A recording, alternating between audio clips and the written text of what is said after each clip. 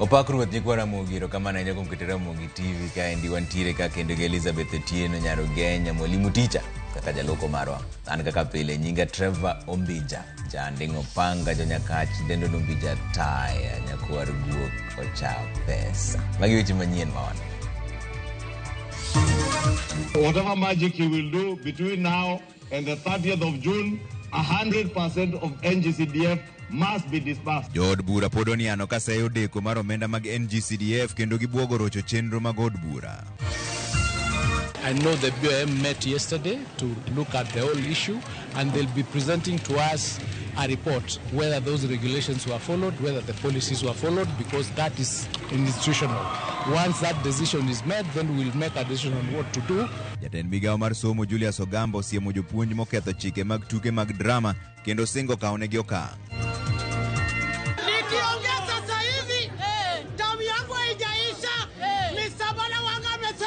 Nitoke kwa kiti afanye kazi wenye watafanya vile wanataka. Yuaroko kwako yiero mag jotend chirni mani Kisumu ka jotend johala go kwero sirikal ni obed mabor gi yierogo.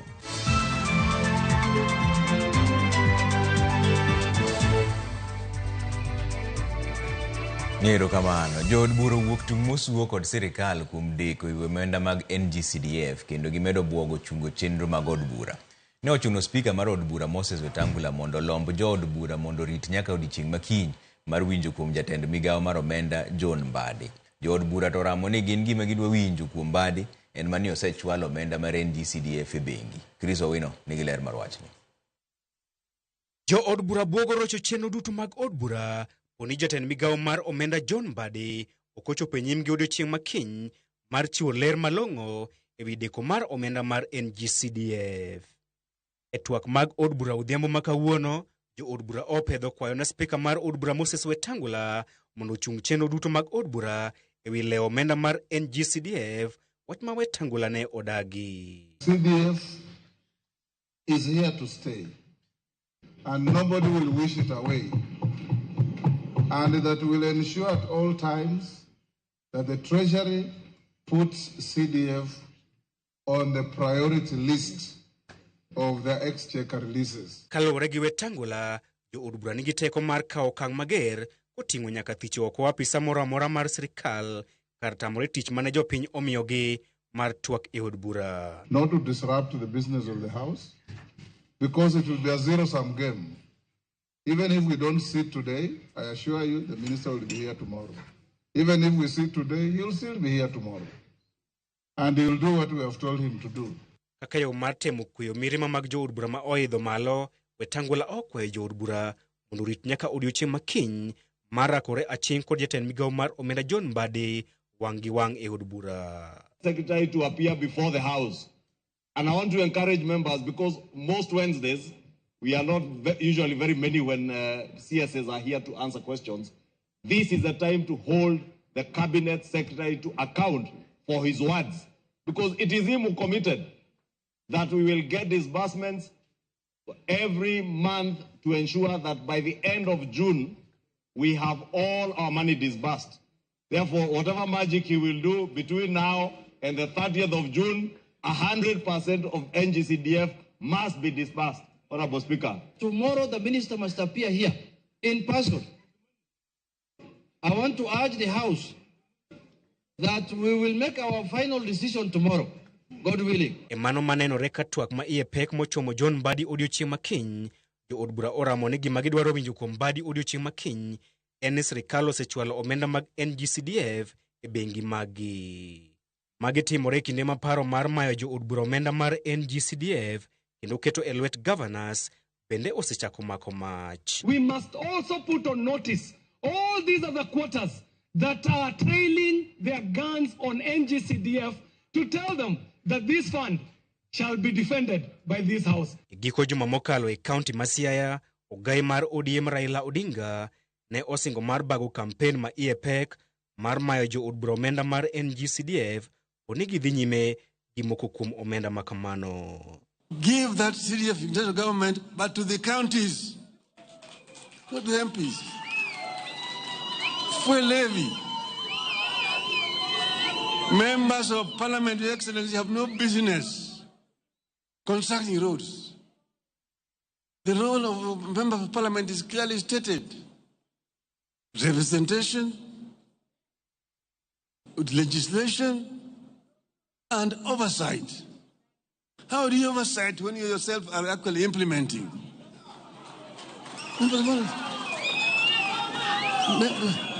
Those funds should go to the counties. And if the governors mess up with those things, then we'll deal with the governors themselves. Chris Owino, Ramogi TV, Nairobi. Apisas mag duol makedo gi mibadhi e pacho ka EACC nomonjo dala gavana ma Kiambu Kimani Wamatangi ka itude kod tia rietha gi omenda e kaunti no kod keto dwache en owuon mbele. Ne ochuno obila tiyo gi iro malongo wang' mar keyo jopiny mane temo geng'o meko mar Wamatangi. Kata kamano, pod omako chung' ni en onge kod ketho moro amora, kowacho ni jomoko ma ok luongo nyingi ema temo tieko mbi mare mar siasa Kiambu. Jafwambo marwa Efi Nyakidi lero wacho.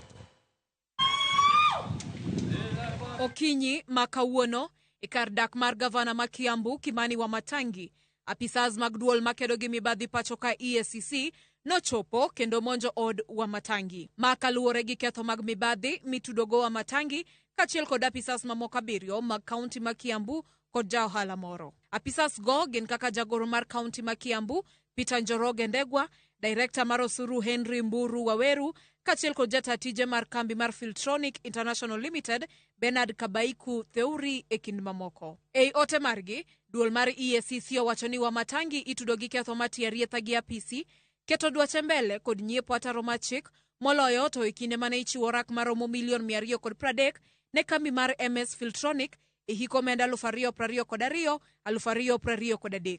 Kambino nowinjore tim tiegruok kendo podho yor lony manyasani ma otisi ni Enterprise Resource Planning. Apisas 7 go bende itudo gi timo ohala kod kaunti ma Kiambu ataro machik, kama nochul gi omenda duto maromo $1.5 E kindego, apisas mag EACC noyudo kwan omenda maromo $12 e od Wamatangi kod omenda maromo $13 maduol mar EACC owacho ni gin yuto mag mibadhi. Tok kano dadhoge e apise mag EACC boma ma Nairobi, Wamatangi notwak gi jofwambo kendo chiwo pache ni mana yor tieko mbi mare mar siasa, kendo EACC onge kod ranyisi moromo. This intimidation is pure political intimidation. Hakuna kitu ingine. Purely political intimidation. There is no reason why more than 50 police officers can wake up to my office, to my home, and almost another 200 deployed to various ministers' offices in my government. And the reason is only one, and they are targeting only my ministers who perform. Gisani Wamatangi owe thuolo ka nonro to pod dhi nyime. Efi Nyakidi, Ramogi TV, Nairobi. Komiti mar od bura ma ochung'ne chenro mag puodho jotelo ma owal opuodho Geoffrey Ruku kod Hana Wendot Cheptumo ne ka olemo manyocha ochwalnegi mar tend migepe.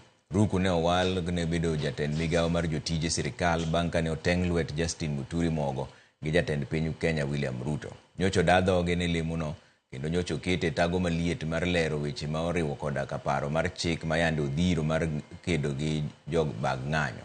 Hana Wendot Cheptumo bende komiti no puodho mondo ka olemo mar jatend migawo mar kit chwech kod kit oganda. Koro girito mar ng'eyo ka bende od bura biro rwako ripot mar komiti no koso.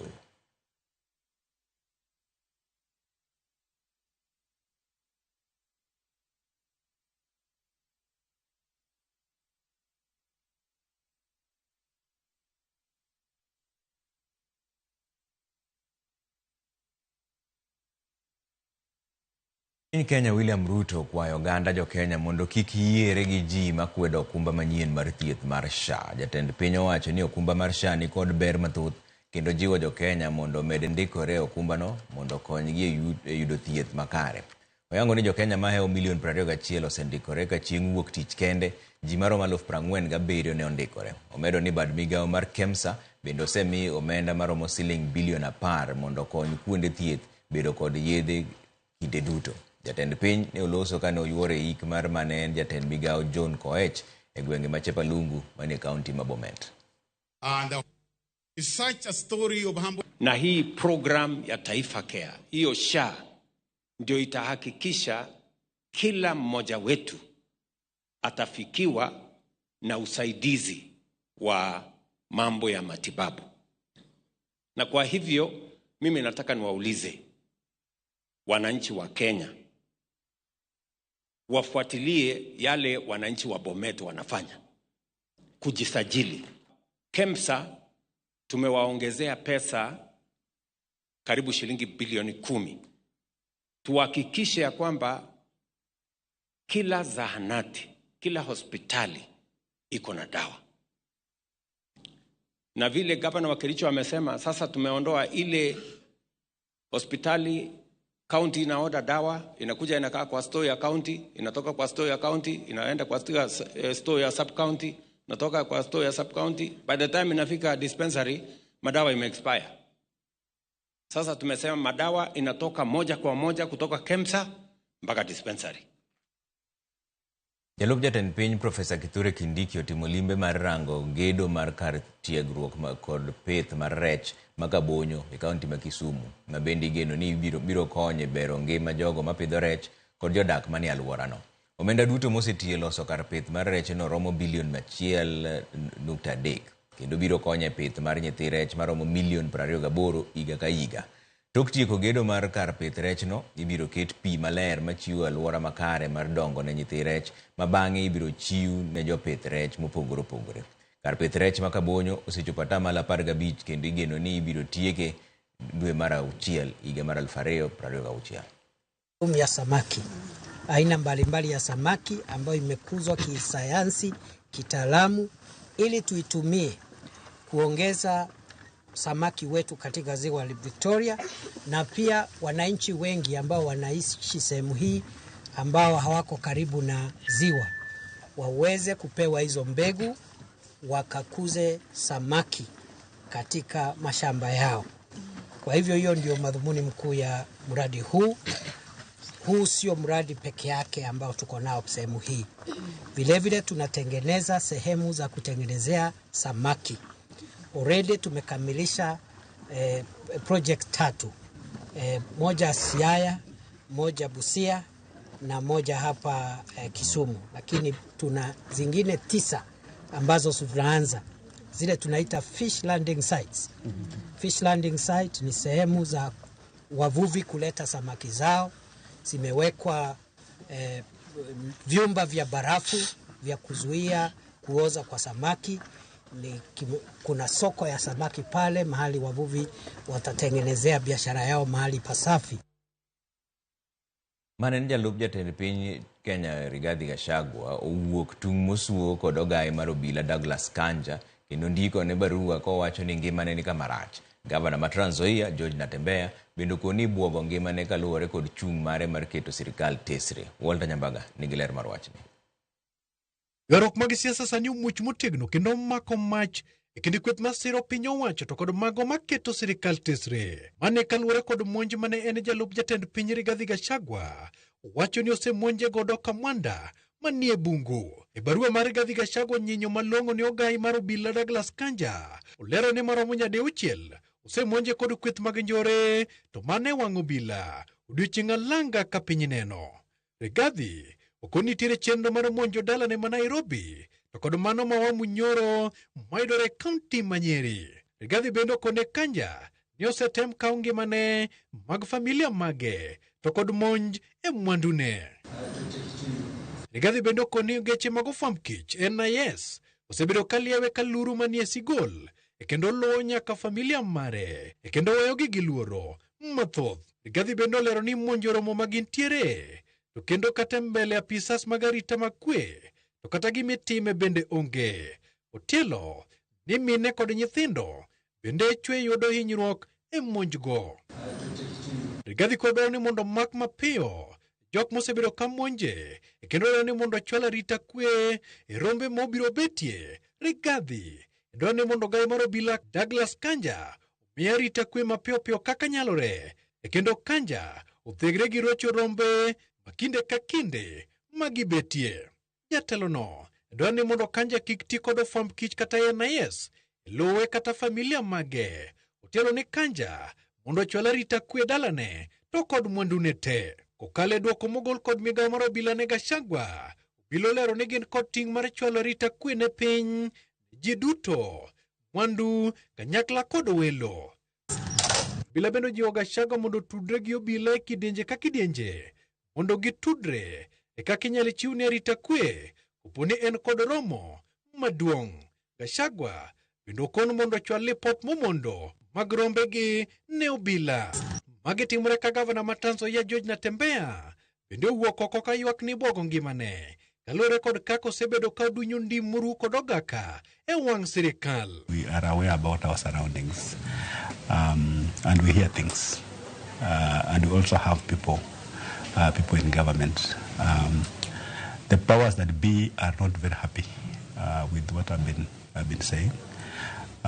Especially the shortfalls, the shortcomings in government, and also my stand on the Luhya community, the unity in terms of our politics. Natembeya wacho ni Ruto ne osingo ne jo Kenya weche moko masani orem chopo. And when security agencies are weaponized, then who do you trust? And even if you were to make that report, do they have the independence of operation for them to carry out investigations without interference? Weche monyiedhore kuom George Natembeya kod Rigathi Gachagua e koro medo nyuolo mbaka mar chal mar lwasi mar siasa to kod adiera mar arita kwe e Kenya. Hata kama ni nini, hakuna haja ya kutuma wahuni ndani ya kanisa. Tuheshimu kanisa kwa sababu even in all difficult times, watu wakipata shida wanapotelea ndani ya nini? Kanisa. Say no to political killings. Say no to planned accidents. So say no, because by the way, when it happens and you're in the spirit, you know. Walter Nyambaga, Ramogi TV, Nairobi. Mbui mar e-Citizen mabende yudo chenro mag sirkal okelo penjo mathoth ka sani koro jood bura nyiso luoro ni mbuino kidek podho kaponi orak mar weg mbuino ibiro magi. Kaluwore gi winjruok mar orak mar e-Citizen, kembe adek miluongo ni Webmasters Kenya Limited, Pesaflow Limited kod Olive Tree Media Limited nikod thuolo mar chungo chenro margi kaponi omagi orak. Jaod bura manie komiti mar arita ochwalo penjo ewi mbuino kendo dwaro ng'eyo matut ewi maling'ling mar mbuino. And concerning security and compliance control, the e-Citizen system is continuously monitored via Security Operating Center, which is at the Nyayo House, providing real-time monitoring, checking on any intrusion so that such intrusion is detected and dealt with in good time. I've just read it the way it has been given to me. And I can tell you, Chair, it is very scary. The former PS kept saying that e-Citizen is fully owned by government, and from the look of things, it looks very different. We'll need time to interrogate the contracts so that we can also be able to engage appropriately. Maybe we can able to step down, have members go through the contract document, because that was the whole big issue. Maybe the DG can also at least supply us with the material needed or necessary. Then we have also a session and a retreat with our members so that we consider now calling back again. Baswadi yumoro machuok tano kuse orote maruka ndie ma Jono Nyango Owiti wajoni foundation ni Owiti foundation CBO wajoni Honorable Trevor Mbija Ramogi ler kendo waneno habari ka wan Odili Gardens Kisumu mos na Honorable Rose Nyamunga, Honorable Ron, Member of Parliament Kisumu Central kod Governor Nyong'o mano Governor Matiyo ma Jono Nyango from Owiti Foundation CBO erokamana inya John Honorable Noto Jonya Kache mabro yiero mabro ng'eyo kaka gibro timo mbele ka Ramogi TV Mbija ma Bernard an yuomi wuoda wendo awinji maber an kod Devina anyuomi erokamana inya ma Steve Omondi kayande wa mirogo kuoyo Ramogi ler jogi winjo oneni gimiyo Kisumu tend chiro ne jogo nego wene miyo no Kisumu okay ma Steve macheni onego wene miyo ma Kisumu no tend chiro erokamana inya Ramogi ma indie nyakwaro jino Ochuka deri kochieng ka wuok Chemelil Guliago village Ramogi ler kendo leo an gi mama na nyako bura iluongo ni Ruth Ogola gi nyaminwa Dorothy done it again. We are very glad with their performance. Amoso mama nyako bura gi Brona Victor Ochuka gi jaode mama Wendy kagin Embakasi Camp. Kero kamana ahinya. Maendi Polo Banda ka wuok Siaya. Abeta winjo Ramogi TV mos kod jaoda Vinal gi nyathina Beyonce. Wacho ni erokamano ahinya. Ero neno Ramogi TV live ma David Okelo. Erokamano ahinya. Ibrahim Masud mar Kosele. Wacho ni aneno Ramogi TV maler. Makamu kani Kisumu wacho ni Trevor broad-based no wane until 2042. Ng'ama neno ni rachne ochak mare. Demokrasi oyiene. Bas, waduogo bang' dakika matin kik idhi mabor ahinya.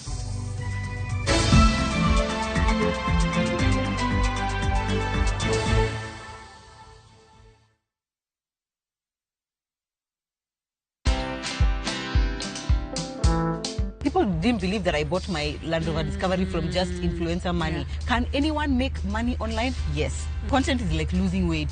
You kind of have to just do it for a long period of time for you to actually see those results. Where money is a motivator, for me, fear and shame just don't exist, because this is how I'm feeding my children. Watch this story and more. Download the Citizen Digital app or visit www.citizendigital.com and find the Citizen Originals portal. Kenya's #1 app, Citizen Digital. My favorite fruity, my flavor slaps. Mirinda, flavor so good it slaps. Enjoy the flavorlicious, refreshing taste of Mirinda Green Apple. Mirinda, flavor so good it slaps. Riwri kodwa tich adek tarik 16 e penj laktar kaosir kod CIC Insurance Group. Wadhi bedo kod Professor Willis Oyeko kao koloni matut kotenore kod nyau mar duong' dichuo. Penj laktar kod Ruth Otieno saa 12 odhiambo kik bai.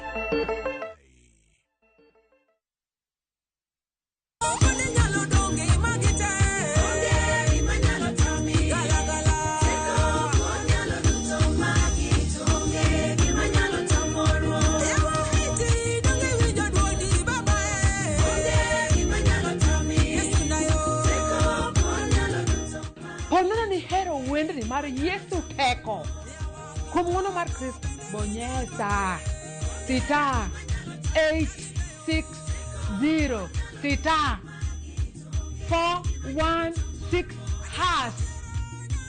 to par niya Ramogi TV en e od jower duto te.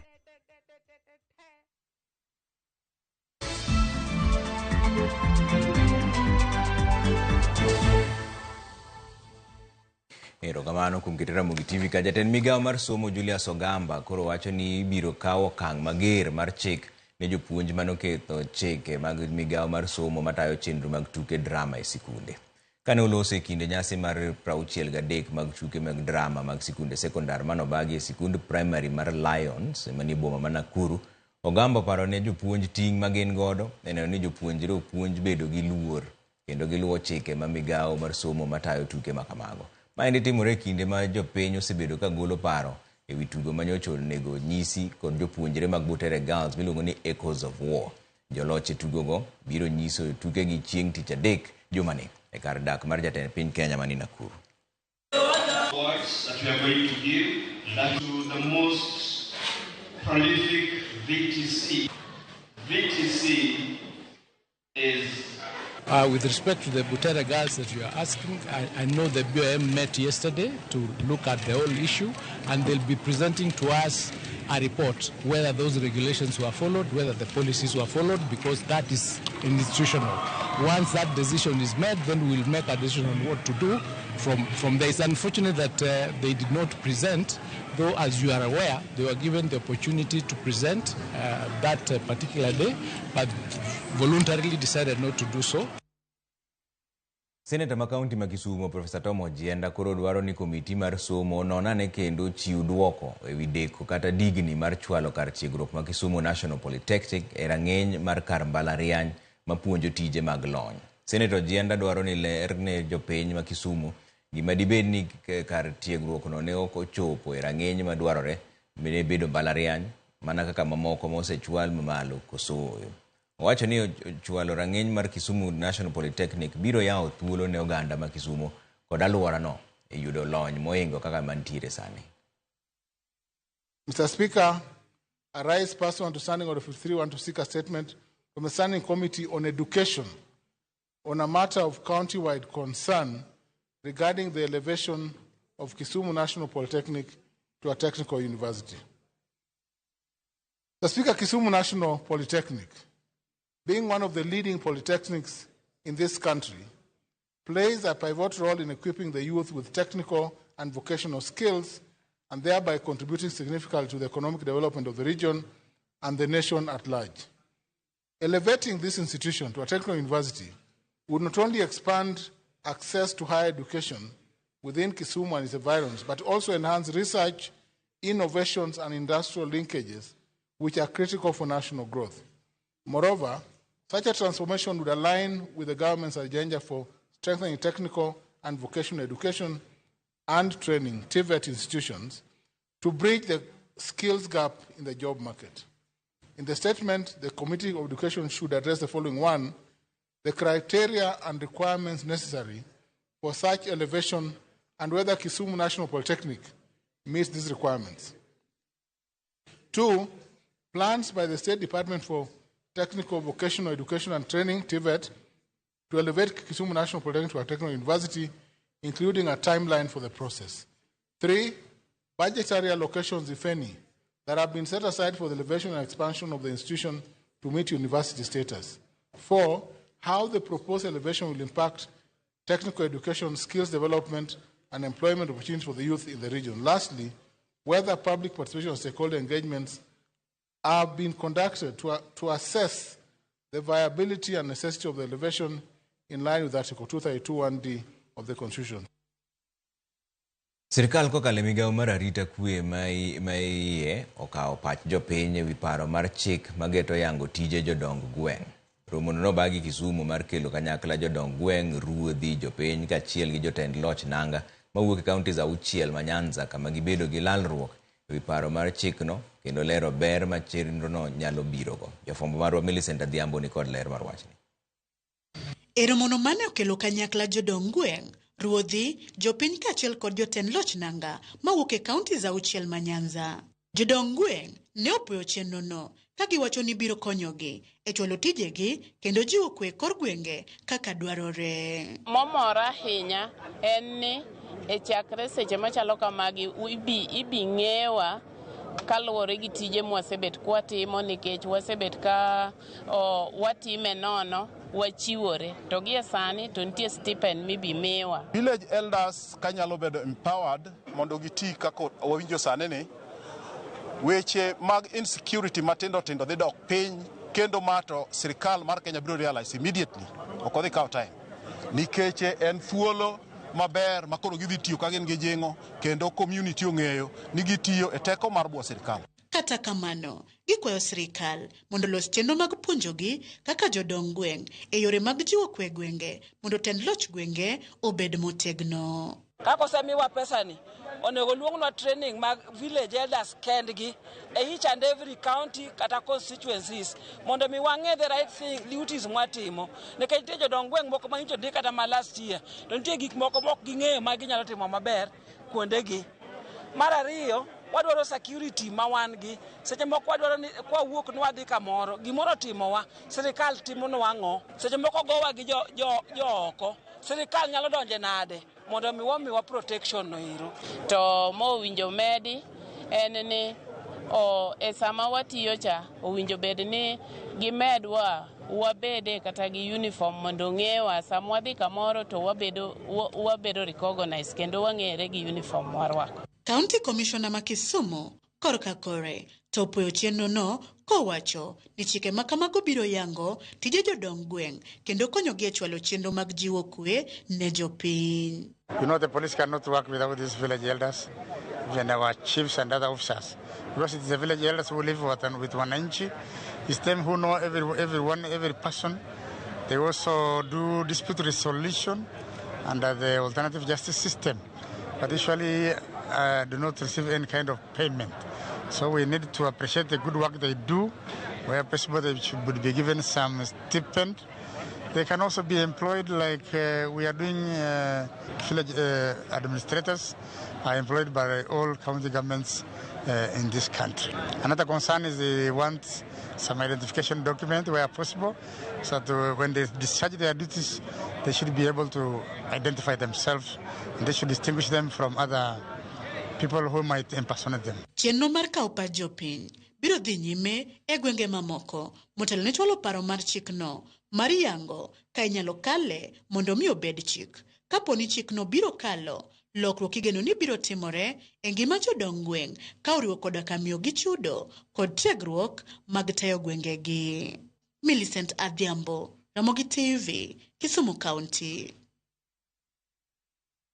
Jokanye sectors mopogore opogore kama omakore gi jokedo ne ratiro mar oganda e kaunti ma Homa Bay dhi nyime gi chenro mar geto kony e kedo gi wach mag iye ma oew e kind nyithindo manyiri e chula Rusinga e Suba North. Ma endi timore ka kaunti ma Homa Bay to pod ni kod pek e wach mag gamo iye ma oew e kind nyithindo manyiri masani mochungi atamalo 23. Ali Abich ni kod ler mar wachni. E gweng' ma Wakondo e chula Rusinga ka chul bura ma Suba North waromo gi Scovia na chieng' jagni 21 ma bende en nyathi mar adek e odgi. Scovia ne ogamo ich moiu ka en ja klas 8 gino manodwa kata mana rocho sombe. Achiel kuom gigo mineno kosebedo ka jimbo yie moiwe kind nyithindo manyiri en dhier ka achiel kod chan moko ko familia mathoth mamiyo nyithindo manyiri mawuok e familia mayutogi ni piny donjo e obadho mag jogo marocho ratechgi. Scovia nowacho ni chane momiyo ne owuonde gi rawera moro ma bende en jalupe chula Rusinga manochuo miye ich ka en ja klas 8. Nokayud gik ma nyako yudo ka pod yak ningo bende otiyo godo. To koro nikech koro wan wanetie nam, gima ko nyalo neno ma next nyalo mi paro en mar mondo yud ng'at moro manetie nam ma lupo. Kaka an yudora ka mama nono tuda gi ng'atno, ambe na dhie ka skose ne bomia gi mamoro amba dhi ma yien amako chika ka de grade 8 my from class na chope from 1 na take cha ngola idewula gi no se wan. Scovia nowacho ni nobedo matek dhi nyime kod chenro mag somo kata kamano kalore kod sir mano oyudo ka owuok e migepe ma opogore ne odok ma odhi nyime kod chenro mag somo kendo ne otimo penj mar klas 12 higa mokalo ka okone ngima ok yot kata matin ne nyathi manyako bang' yudo ich ma oiu. Bende osiemo jopuonjre manyiri e kaunti ma Homa Bay mondo othegre chuth gidonjo timbe moko manyalo hinyogi kendo kik giyie lombgi kod gik manono manyalo ketho ngimagi.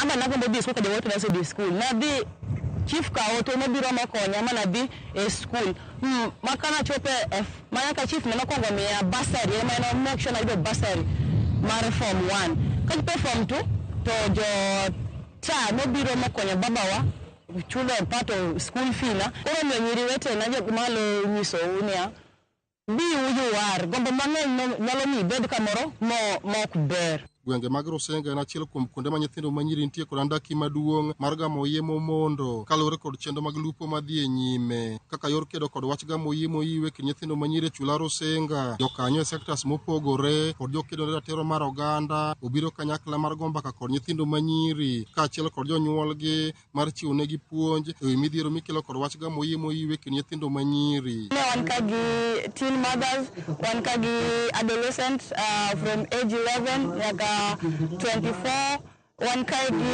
also the boys and their parents are also here. The youth initiatives now come together when we support our fellow youths. Puonjo nyithindo manyiri to gi mago manose gamo thuolo machon wapuonjogi wanyisogi kaka ginyalo dak gi nyithindgi kaka ginyalo support nyithindgi e yor yuto kod ohala matindo tindo ma ginyalo timo e kor gweng' ka kendo wapuonjo nyithindo mapod tindo gi mondo odongi kong'e ni ok onego bed ni ratiro margi ok onego bed ni chocho. Migawo mochung'ne kit chwech mar oganda sirikand kaunti wacho ni gitiyo kanyakla gi jokanyo mamoko e dwoko chien kwan nyithindo matindo magamo yie moiwe kaunti ni masani ochung'ie atamalo 23.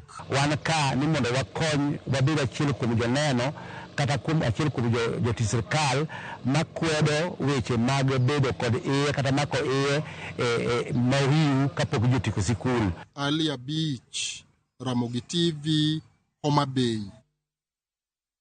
Piny owacho kokalo e migawo mar thieth igeno mar biro chako chenro mar chiwo yedhe mag tuo mar kachocho kata bilharzia e kidieny mar 2 ne oganda e gwenge manitiere e alwora ma Nam Lolwe e dwe mar 10 higani. Apisa mar thieth mochung' ne tuoche mojwang' Titus Waititu wacho ni yo achiel mar geng'o tuono mar kachocho kaachiel gi kute en chiwo yedhego ne oganda e okang' malach. Jafwambo marwa Otieno Daniel nigi ler mar wachni.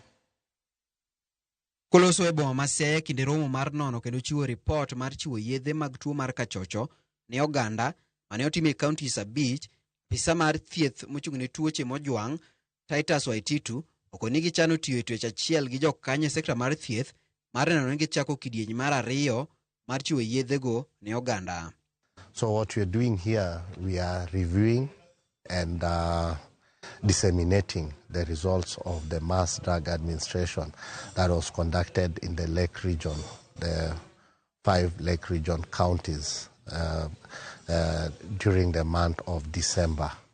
We want to review the coverages that were achieved by administering those medicines. Wayawani kopogore gi chiwo yedhego ne oganda e okang' malach, bende gigeto riwo lwedo e rito ler e gwenge ma Nam Lolwe matuono otiapie. You can use the toilets well.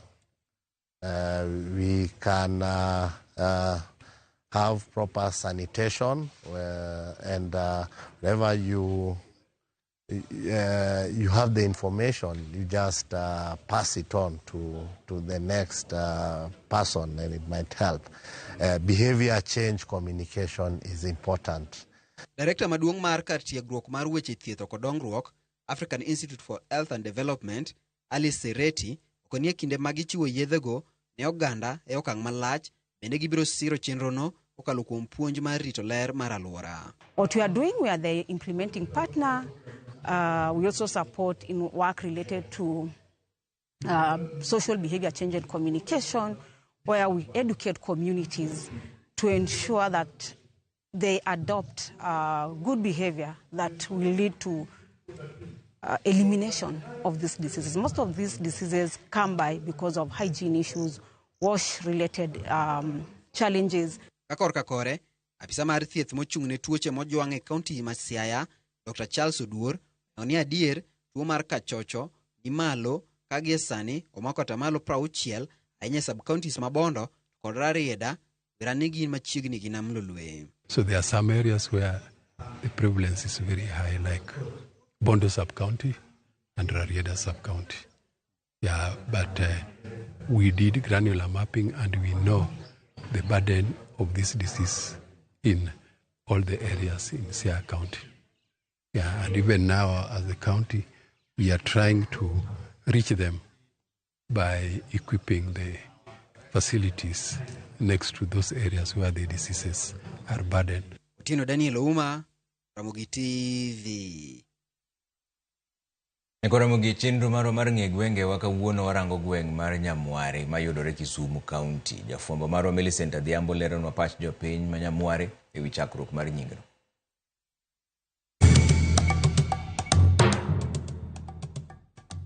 Nyakuramogi ajwang' machiegni kendo telo machielo e chenoni mar ng'e gwengewa. Jumani kalapapla mar ng'e gwenge pod onyonore mana e kaunti ma Kisumu, kuma owuok e sub-county ma Seme, ofuyo ma odhi opiyo e sub-county ma Nyando, e gweng' ma ong'ere ni Nyamware.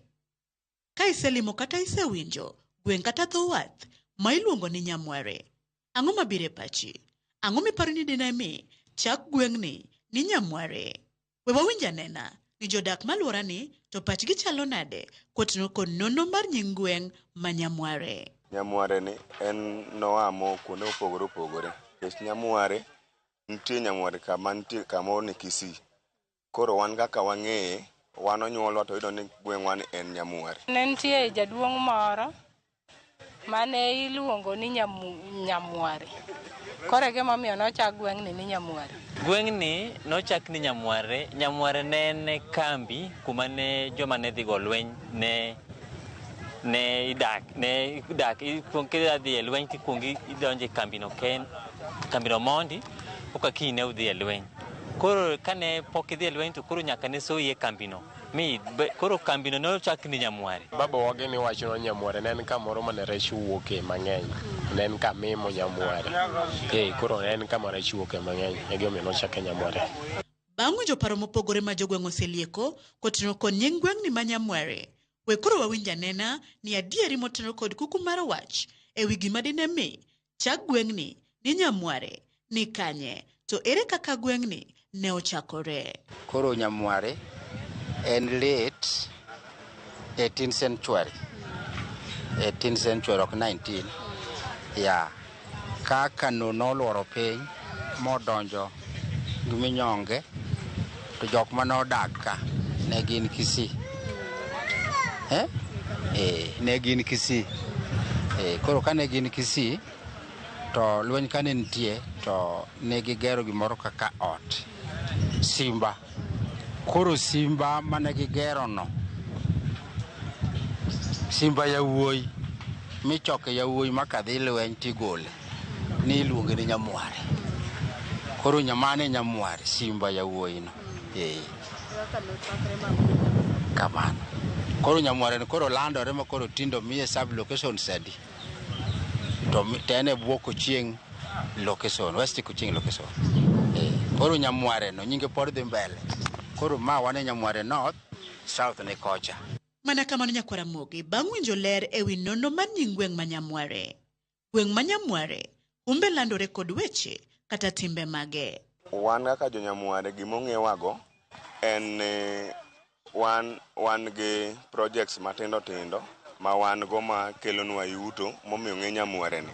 Wan gi beach ma kelonwa chiemo, wan gi irrigation ma kelonwa yuto, wan gi sandy soil be ma Nyasaye miyogo gimoro. Wan gi rech e dho beach kanyo, to wan gi kuoyo be ichodho ka, ma kuochwa no dhi kuonde maboyo boyo dhi nyaka Siaya, Homa Bay. Koro mage dongruok ma wan gi Nyamware ka. Wan Nyamware ka gik mwang'ire go kabisa. Nyamware en kuma rech yude. Wan gi nam e mbele koni, wan gi kuoyo, wan gi mchele. Koro mago e cash crop mage economic activity matimore e gweng'wa mamiyowa yuto. Tije mwatiyo ka en tije mar lupo. Nyamware en gi beach mong'ere maduong' ni Nyamware BMU. Makidhi mwalo ka en tiyudo rech wuok kabisa. To school bende wan godo kanyo mochak ni Nyamware. Nyamware ka gimaduong' mokwongo manochakore ma jokano manowara chuonyo yudo ka. Noyudo ka gimoro ni okok. Ne en kama okok ng'eny nyaka sano okok poni e dho nam ka. Omiyo okok en rachar, omiyo nochake nying mar kadi bo wuok. Koro jokano ne gin jolupo ka gisego lweny ma gidaro Kisii gi Lang'o ne nitie bathe ka.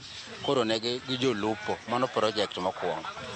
Koro later manyoro ni gimoro 1970 koro kelnwa irrigation. Koro irrigation kanyo nitie michele. Mano is another project. Kwawe nam rech tego lupo. Machiegni ka bi nyowa pok kachako wayudo project moro ma en kuoyo kamikawe kuoyo ni. To kod beach.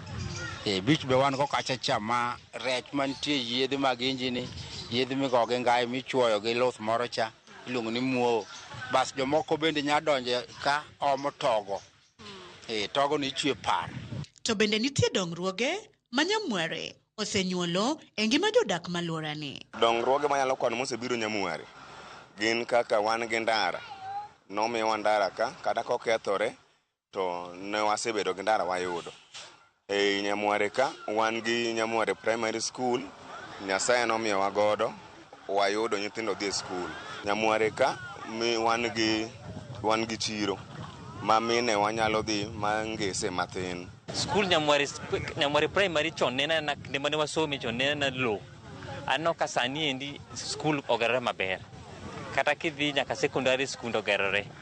Nyithindo dhi school. Kasto gi hospital nitie nosegernwa chien koni. ma sirikal osekelonwa osiptal makoro ok wadhi rabuor, nitiere jo Nyamware dhi mana Nyamware kanyo. Atimo CP 1976 kapodi Nyamware primary podi. Nyamware primary ochakore gimoro 80s onwards. Koro sikundo osebedo ma Nyamware developed, Alendu ne nitie mbele sani en secondary, Migingo ne en primary, sani en secondary girl. Mano kamano nyaka itundo kamoro ni Rongo bende. Stima ne onge, stima biro nitie, sani wan gi stima. Jomoko be ma sitima ok nyal rwako bende deal gi sola. Ndara oduogo losore, gimoro ka koro wabiro gimoro 80s ka. Chone ena Bath Road, Madi, ne pok wayudo maram. To kata obedo ni jodak kwano dongruoge achiel ariyo adek, rem mage mapod nitie e gweng' ma Nyamware ma kokel to Nyamware nyalo dongore machal kod gwenge mamoko. Millicent, apani ya lam michopo nyaka beach, neno ka ndachwani chal, ndachwani orach, wagombo ni ndachwani mondo losnwago, mondo bede gimoro motimwe nade, manyalo kelo yuto. Samoro nitie mine ma samoro lwani nyaka piny ka, getor. Wande wakwa sirikal ni mondo obi ogonwa dai kaka, mondo joma pi darogo oyude konyruok. To ndachwa ma Nyamware madhi e bichni, ndara ni ber rach. Ka ginyalo losonwa ndara ni mondo bede maber, nikech ma en ndara mamiyowa yuto. Rem ma wan godo ka en mana ndara, nikech ndara ema kelo johala kwa kuonde ma pinje maoko. To ka ndara rach to kata mana lochegi ok nyal ringo. To ka ndara rach to kata nyithindo ok nyal dhi kata skul nikech ndara rach. Koro ndara wani kinyalo losnwago koa Lendu mochopo nyaka Nyamware beach piny modhi nyaka Kabonyo Kanyagwal mochwe nyaka Korowe. Taparo ni wanyalo dongore mwakadh kama wantiere sani. Kwayo maduong' makwayo sirikal ni Nyamwachwa ka nitiere jok ma kijende ma timbe giricho na gisewacho ne gikelonwa police post ka.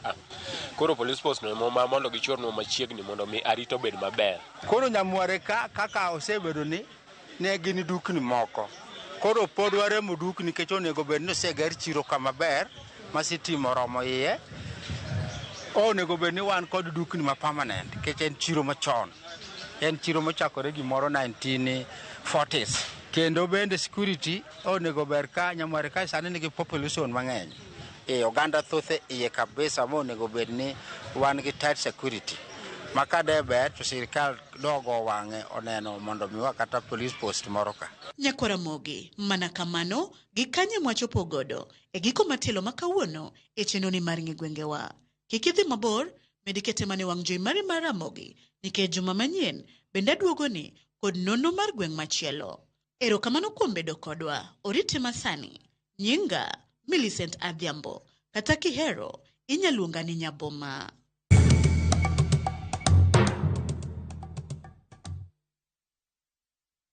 Bas wadhi yugoro machuok bang' dakika matin to waduogo kendo wadonjo weche mag ohala bang' dakika matin. Tanno kusoro ote maru ma Greg ka Nyakach.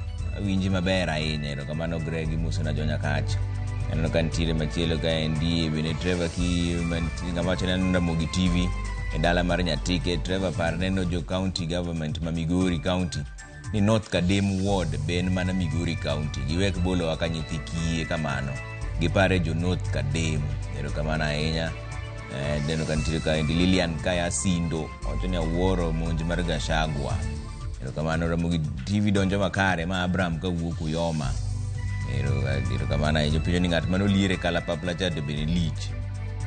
Jakom boda kod youth mawuok ka Bondo Migosi Gideon Ochuka wacho ni Trevor imore wamor kaka ukelonwa news maler ne oganda. Wan ka kod jo boda waseyudo support mar college madhi konyo yawuotwa kod nyiwa mondo som courses mopogore opogore, kendo boda sector kawuono lokore maber. Wadhi yudo engineers, en puoch kod pak ne governor marwa Honorable Gladys Wanga kuom mako sector mar boda kuom chiwo support bende. Maneno Jakom Gideon Ochuka wuod Kabondo. Bas waduogo bang' dakika matin gi gidhi mabor ahinya.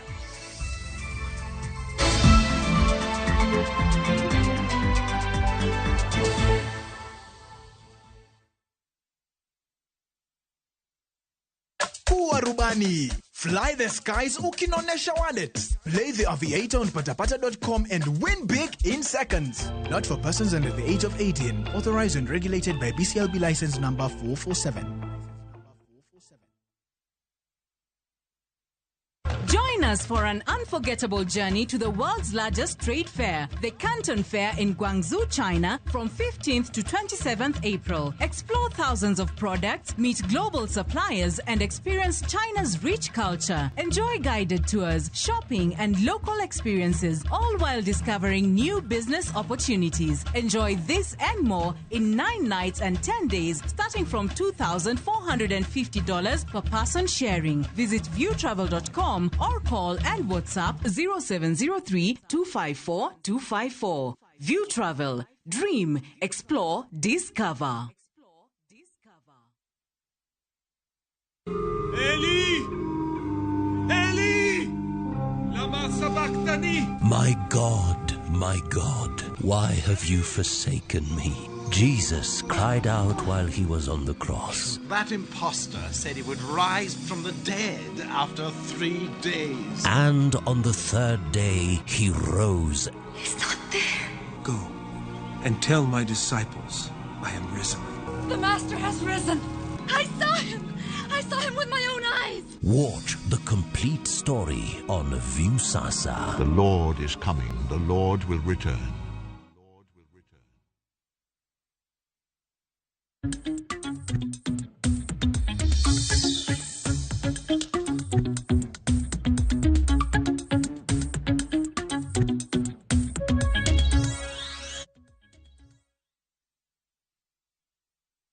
Sodonja ni weche mag ohala ni ywaruok pod okwako chenro mar yiero mar jotend chirni ma Kisumu ka romo mane obagi kawuono mar kawo pach jo ohala ewi tayo chiro ma Kibuye nobedo gi chochni. Telo matayo chiro ma Kibuye pod oramo ni ok ginyal yie ne tend boma ma Kisumu mondo donjre yiero mar jotelo matayo chiro no. Jafwambo marwa Millicent Adhiambo ni kod ler. E kar romo mama Magreso Nyango e boma ma Kisumu, Johala, jotendgi kod ten boma ma Kisumu ne ochopo kar romo mar yuoro e romo mar galamoro mar twak ewi chike mowinjore olu kotenore kod chenro mag yiero kod telo mag chiche e boma no. Romo no ero mane ochako kod kwe ne oduogo bedo kod ng'ikruok bang' ten chiro ma Kibuye tamore moko kuom chike mane itwakie gino mane omiyo chenro makamano orumo apoya. Jakom mar chiro ma Kibuye Judith Matengo, mong'ere gi nying mar Oledhi ni Nyaramba, okwedo ni onge chik mayiene tend boma ma Kisumu timo yiero ne tend chiche, kolero ni johala timoga yiero giwegi. Nikiongea sasa hivi, damu yangu haijaisha. Misabala wangu amesema lazima nitoke kwa kiti, afanye kazi, wenye watafanya vile wanataka. Na kulingana na katiba, wafanyi biashara huwa wanachaguliana wenyewe. Sio county government wachague viongozi wa sasa. Ten boma ma Kisumu kata kamano, oyango ni chike mag boma nitie marito weche yiero kendo jokanyo owinjore okaw ting' maggi. Owacho ni chirni wa nyaka riti gi chike kendo chikegi nitiere moluwo weche kaka watimo yiero e chirni. Chikegi nitie manyiso market committees kata councils kama giringo gi gike, kama county ringo gike mondo mi chiro bed kod kwe. Kamitimo ohala nyaka kwe bedie. Mae gima nokelowa ka, no document ni wayalo maber, gimoro matin moko timre maber, ni nitiere a section of traders manobiro mondo miyogo koko mondo keth gini. Ten boma no bende ochiwo thuolo nyaka tich abich jumani mar yudo lipot mar lalruok ka owuok kuom johala e chiche duto ma Kisumu. Warwako memorandum koa kuom johala kuom chichni ka chichni mondo wa enrich godo document ma waloso kawuono ni. Koro wachiwo thuolo nyaka tich abich mondo wayud memorandum mondo mu beef go up this document. Moko kuom johala mawuok e chiche mamoko kaka Chichwa, Nyamasaria, ekin mamoko to korka korgi okwayo mondo jotelo kod johala obed kod horuok. Ne wabiro public participation dala mama Magreso Nyango Social Center ka mar mondo wawinj gima county government noketo no mesa. Ne document mana kwa kalo ka wuono mondo wang'e kaka chiri ma wadhi bedo jotelo gigo duto madhi timre chiro mamondo wabedi kwaringo ko wang'eyo ni wagi kanye wachopo kanye. Ne nitie some individuals mane dwa temo ketho lakini ok okethre. Ten mane ng'ikni obet matin to wan ka johala anyalo mana kwayo ni sama gimoro biro maber manyalo kelo kwe kindwa kendo nyalo kelo ratiro manyalo miyo tich nochung' maber onego bed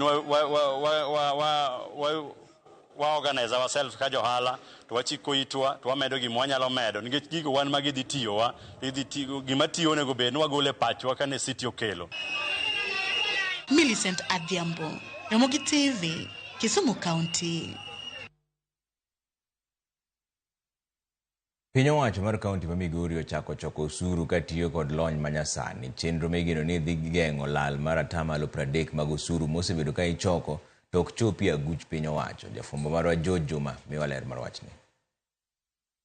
30% mag osuru ma ichoko da pisas mag choko osuru e kaunti ma Migori osebedo ka dhi ofuku ji giwegi kendo ok chop ntend kaunti ma Migori kalore kod lipot mogol kod migaono mar omenda. Wasebedo kwa lalo osuru 30% kanyocha watiyo gi manual tiende ni kaja solo osuru omi pesa lwete to en be nyathine moni tuo kata dich moro make to okawo pesa no to komi ja osuru otiko. Gima duong' mana ji yuago en ni receipt ma manual mikelo cha ne confuse jo mago ohala nikech samoro okele to ndike ni awendo tikele uririka.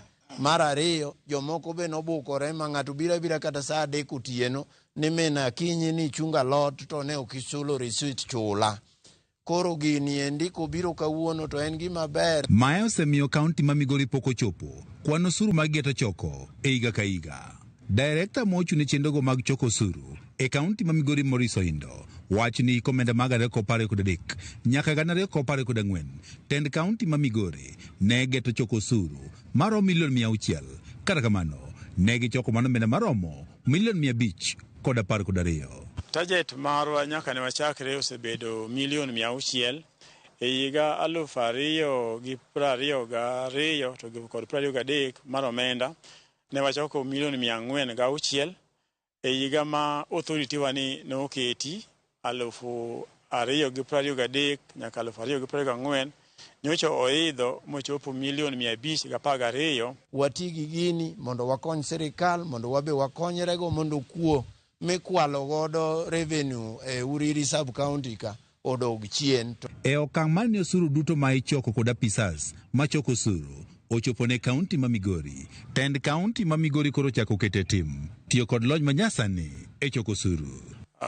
Wasekelo kod manyien mar chulo osuru ma jachulo osuru dhi e simbe to keto kod mawacho ni to imiye namba mag osuru monego chul kata yiero modwaro to chulo kende ma ok en assisted gi collector moro amora. Mano biro konyowa e golo kuo mar osuru. Moko kuom kuonde ma johala ok dhi yienegi mondo koro chiw omenda ching' ne jochoko osuru gin ma oting'o chirni kaachiel kod kuonde machiko nyamburko e kaunti ma Migori mangima. Chudo manyasani no wabiro chulo pesa ma iluongo ni ses mag dhok, ses mag diek, ses mag rombe, to kendo wabiro chulo ses mag cham kaka oduma, ses mag cham kaka avocado, ses mag cham te madhi e chiro, rabolo, gigo te mowuok e puothe wachulo ses gi e yorno. Wabiro chulo pesa mar donje e boda, joma donjo ma Tanzania mabiro donjo through Sirari. E seche ma bende tend kaunti ma Migori kete tim chenro ma choko osuru ka itiyo kod lony manyasani. Apisas ma choko osuru ma osebedo kalal kod mokumo osuru ma ichoko bende koro chiwnegi siem mager. George Juma, Ramogi TV, Migori. Duol mar EPRA oyango chenro mar jiwo arita mar tiyo kod teko mar sitima kod modhi pacho kaendi midendo ni Car Safe Mtaani campaign. Chenro no geto neno ni oganda obedo kod ng'eyo kaka gitiyo kod teko sitima kod modhi e yo moritore ma ok nyal kelo masira. Isaac Okech ni kod ler mar wachni. En nyasi mane obag kod EPRA e boma ma Nairobi mar yango chenro mar neno ni oganda pacho ka otiyo kod teko sitima kod modhi e yo ma oritore ma ok nyal kelo masira. Ma en kaluwore kod hinyruok kod lalo mwandu ma osekel kod midhiero mag koso rito teko stima kod modhi e yo makare. Cyprian Nyakundi, jatelo marango arita mar oganda e duolno, lero moko kuom masiche ma osebede tiyo kod modhi e yo ma ok owinjore. Other key statistics related to accidents in Kenya on LPG. You can see there we have a major one which we had last year, Embakasi gas plant explosion, which unfortunately we had 7 deaths there and over 300 people were injured. We had an LPG truck explosion along Thika Road. Eigalu Fario Prario Gadek. Cyprian lero ni atamalo 65 mag masira mag mach ne okel kod weini ma otud marach, ka atamalo 30 kende mag jo Kenya ema irango tudruok mar weini stima e udigi kinde ka kinde. Gino makelo luoro ni atamalo 70 pok orang kit tudo weini stima e udi magidakie. Now in 2023, we had 65% of the fire hazards was a result of faulty wiring. 65%, very high, of all the domestic electrical fires reported in Nairobi. 30% of Kenyan households have their wiring inspected regularly. That means 70% of us have never had an inspection on our houses on wiring. Gigo manyayo masiche mag stima gin kaka koso arita e kind oganda, tudruok weini stima e yo ma ok owinjore, kod lai mag stima ma ok ti maber. And there we have the 3 top causes for these accidents. The first one there is poor safety culture in organizations at 38.56%. Defective or fallen power lines, which most of us have seen as we drive along, 26.8%, as now improved. Substandard customer wiring at 16.34%. Jatend migao mar teko Pio Wandai bende omedo ni kato bedo ni gin kod dwaro mar neno ni tiyo kod teko maler kata clean energy. Dwaro makama chakore kod arita mar ji giwegi e sama gitiyo kod stima kata gas. Our LPG for Schools project is enabling learning institutions to adopt cleaner, safer cooking solutions. As you know, schools form the foundation of our society, and ensuring that students and staff operate in a safe energy environment is very important. Cyprian wacho ni nyayo tiyo kod teko stima kod modhi medore pachoka, to kata kamano yore mag neno arita e tiyo kod mwandu makama en gino manok. All of us here know we have energy in our homes, but safety is in very few of those homes. And there's a need to move from awareness to behavior change, and from behavior change to safety culture. Isaac Okech, Ramogi TV.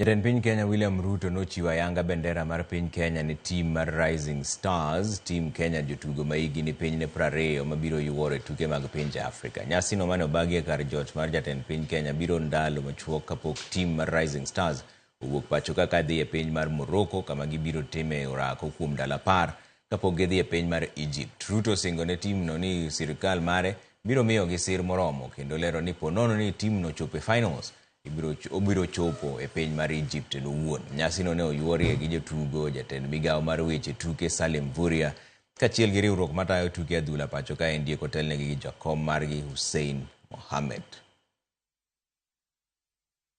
Finals of the Under-20 AFCON Games. You have our support, our goodwill, our prayers. And Byron, in honor of this team, I'm handing over this flag to you so that you can fly it high. And I look forward to receiving this flag from you. You promised me that you will surprise the world. Did you? Yes. My very best wishes. We are grateful for the invitation and for the presentation of the flag to the Under-20 national team.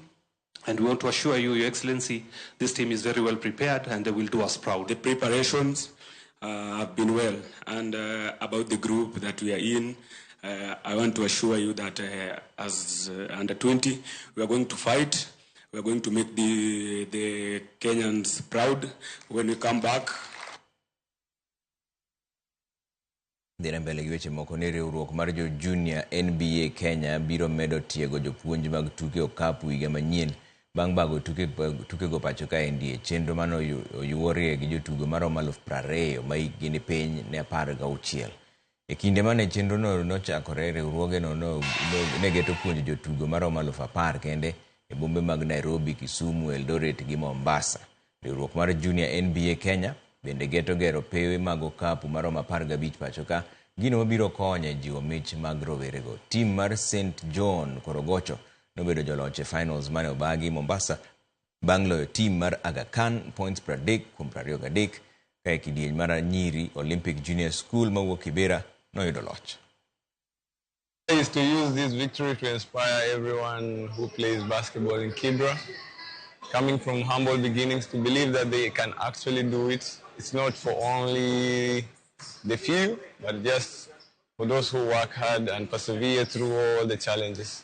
So we just went back to a normal routine, consistency, put in the work, run our motions, play our defense, and it has paid off eventually. So for Junior NBA in Kenya, I mean, this is the foundation that has been set. So the future looks really bright. One, we're going to look at how do we get to all 8 regions, right? We did 4 regions this year in the top 100. We did select from the other regions, but we're going to really drill down. So if we go to all 8 regions and working with the Ministry of Education, it's really to get young people excited about M-Pesa Go. Tuke Champions League tielo mar 2 mag quarter finals ibiro bagi otieno ma kawuono bang' tielo mokwongo mane obagi juma mokalo bedo gi duoko mopogore ne klebe mawuok